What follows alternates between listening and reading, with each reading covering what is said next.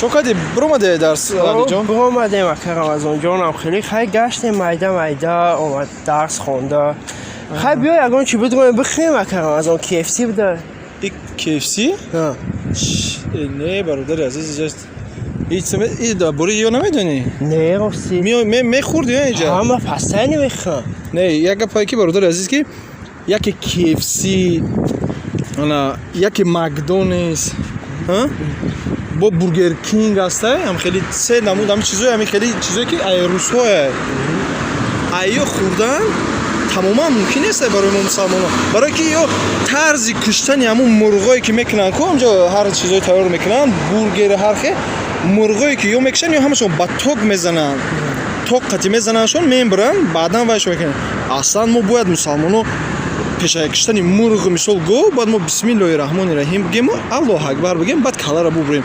ایو خیلی نمیکنن یا با توکو گووشون هم توق قطعی میزنن مرغاشون هم فهمیدی؟ ای در ما حرام ایره خوردن ما جایز نیست فهمیدی؟ برای همین این خیلی جا دیگه نیو ترکش که بلکه بین که از حضرت حسن ابن علی رضی الله عنه روایت میکنه که میگه پیامبر صلی الله علیه و آله فرمودن که هر اون چیزی که تو را به شک میاره به شبهه میاره خوبش ترکش که میگه فهمیدی؟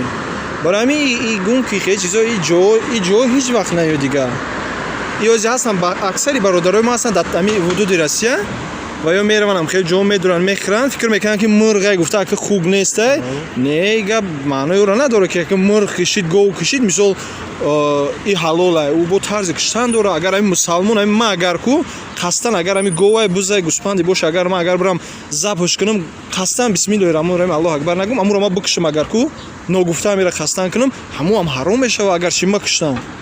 برای همین برادر عزیز ما که باشی دیگه خیلی جو هیچ وقت نیا این چیزا رو هم نخود ترک فهمیدی؟ همیشه نمازات 5 وقت خون دو بوج اخی ما هم داخل برادرایی که اینجا ما رو تماشا میکنن برادر عزیز فهمیدی نه مقصد ویدیو در چیه؟ هیچ وقت خیلی جو نیوین اگر کمد با در کار باشه شوتار فهموندن برای چی ممکن است در دایرکت ما بنویسیم با شوتار جو با گاب میزنیم. الله مهربان هم اتونی گابون باشه. سلام علیکم و رحمت الله.